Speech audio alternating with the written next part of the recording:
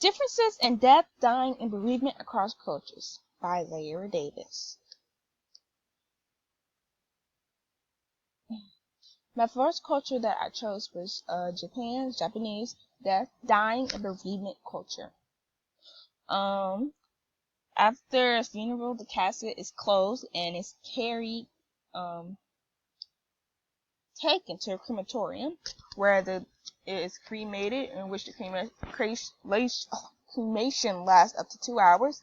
And after that, the family will then separate bones and ashes, and they will using chopsticks, large chopsticks, sometimes metal picks, and then they will place those ashes and bones into an urn. Japanese perspective. Japan has two spiritual traditions. There's Shinto, which means something good, positive that's happening in your life, or event that happened in your life, like something lucky happening, a good career, good fortune, a wedding, childbirth, a baby being born, or your birthday. And then there's Buddhism, which is considered a darker event, like a funeral and death, of course. So, and nearly 85% of Japanese funerals are Buddhist anyway. Funeral rites. Okay. The body is placed in a white kimono, and it's given a handbag, sandals, and food like dumplings and a bowl of rice with chopsticks. The family then place things that the person liked or was fond of, like a paintbrush if the person was a painter, or he liked to draw something, or a cigarette if the person was a smoker, and they will place those items on the casket, so that spirit can carry on to the afterlife. And then 2 days after that is the funeral. And so during the funeral, the family is expected to wear black kimonos, opposed to the deceased, what he's wearing or she's wearing. And other people, like men, they will be wearing black suits, and women will be wearing black kimonos or dresses.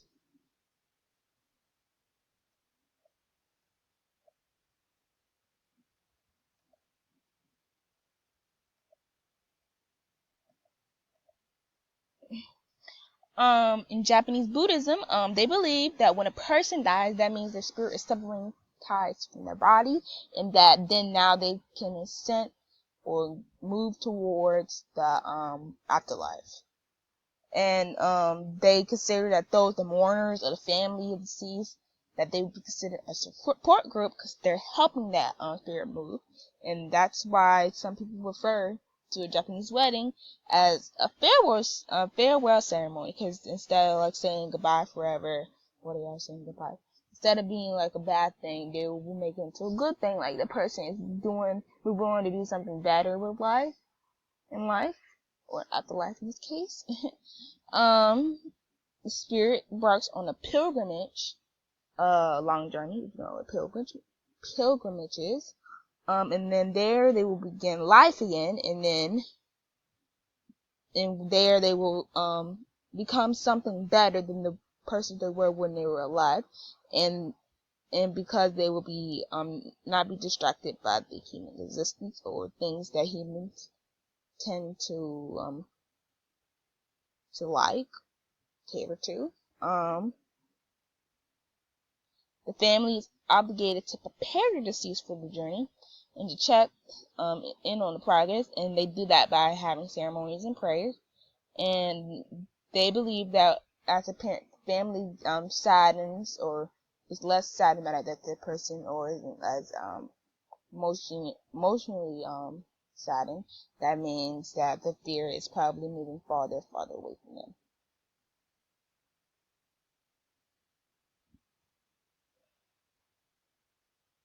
So, if you are invited to Japanese funeral, remember, well, you expect to give money, to them, to funeral, to the family of the deceased, because funerals are really expensive in Japan, especially in the urban areas of the city. So, any money that you give to them, either $1, $2, $5, well, it wouldn't be a dollar, it'd be Kwan.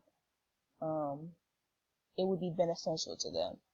And so, and yeah, like I said before, most bodies are cremated, where the remains go to graves, or where the remains will go to graves or home shrines. And like I said before, after the bodies burn, the family uses ceremony chopstick to place the ashes and bones into an urn, passing the bones from one family member to another. When the body is burned, they believe that's when the spirit starts to leave. Yeah, it's finally able to go. This journey, they believe, for the spirit will take 49 days, and with 7 trials every 7 days. That's how they got to 49. And so they will have small services held for that person at least once a week. Well, it will be once a week.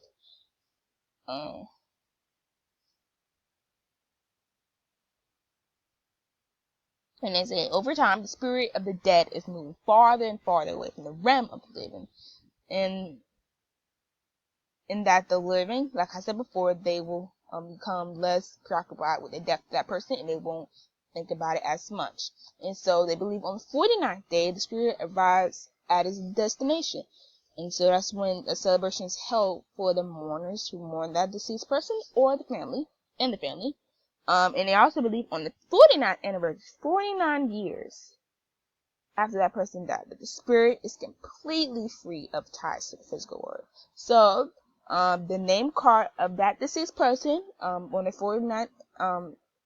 49th anniversary, is taken into that family home. And that name, they believe, the name card will serve as a protective measure for the family, and that their connection to an ancestor in a land of pure beauty and alignment, so that they believe that they will now be completely connected to that family member, well, forever, since on the 49th anniversary, the spirit is completely free of ties to the physical world, so he's not as tied down, or she's not as tied down.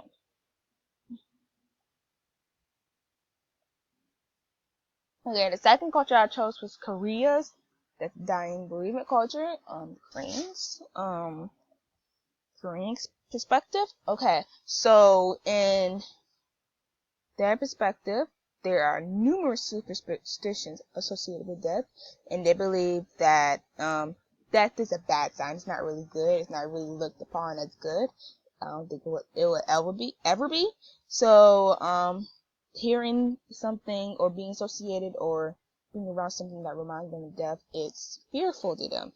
So, in other words that it have is a spirit that is lost and is wandering in the afterlife is not being properly taken care of by those who are living or of the family.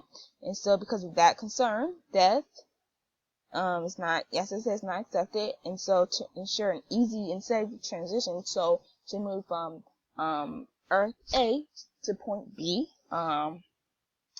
afterlife, they will have the Korean funerals will be structured, and they will have a variety of rites included in that funeral, so that the spirit will have a safe travel.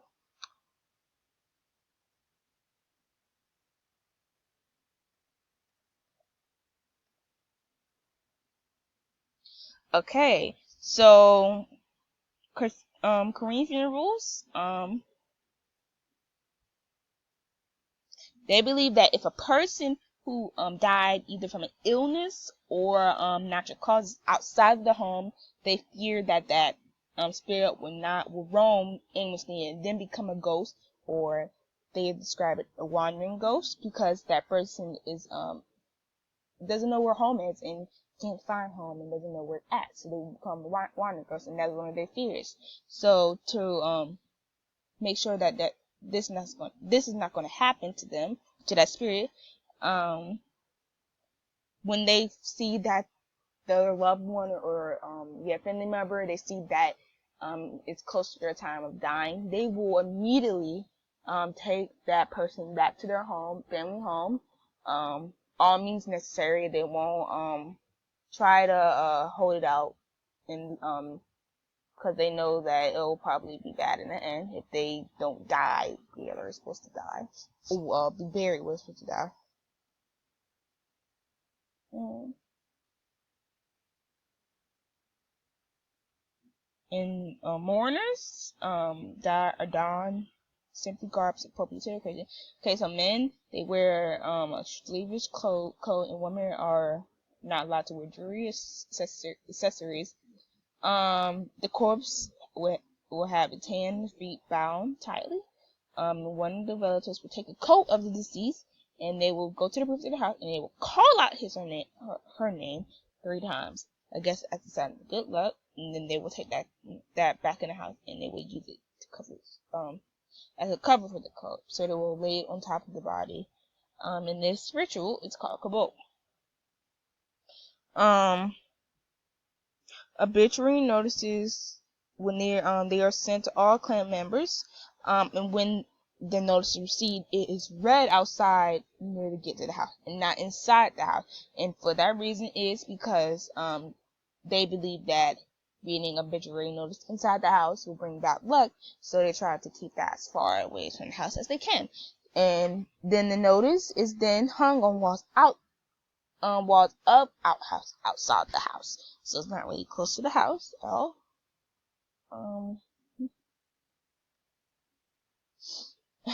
Okay.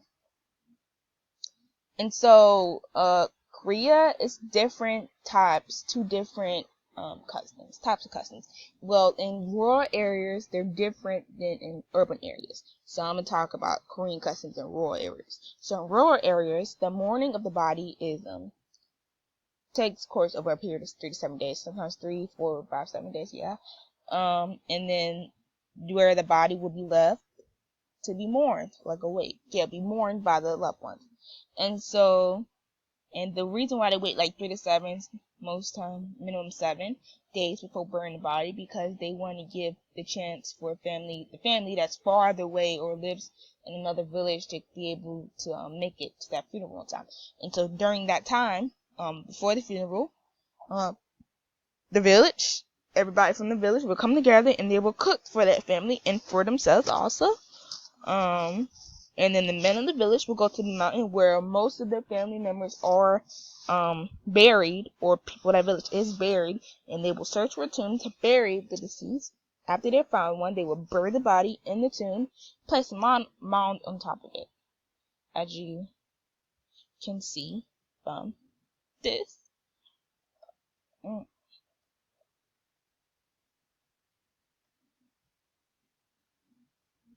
So, back to the rural areas. Those who were mourning will be wearing white. And if you approach the casket, you have to bow, because bowing is a sign of showing respect to that deceased one, honoring them. And where the deceased is placed, or like where he's placed on top of something, there's a table there, and there you will put some food, probably food that he liked, and a picture of that loved one. And there, the men and the boys of both the family and the village will bow in front of the table to honor them. And after that, they bow. They will all get up together. They will all bow together. They will all get up together, and they will all eat the food together that was placed on that table. Okay, now Korean customs in urban areas. Okay, so in urban areas, they mostly their religion is mostly Christianity, mostly Christians. Most of them Christian. So in the city, only the family and friends of the family are allowed to go to the funeral, and they are usually held in funeral homes, which is different from rural areas where, as you can see, that everybody, the villagers, even though they weren't related to that person, they were allowed to go because that was his family. It was considered his family, and they weren't held in the rural areas. They weren't held in the funeral home. The funeral wasn't there. It was held in the village, probably like outside.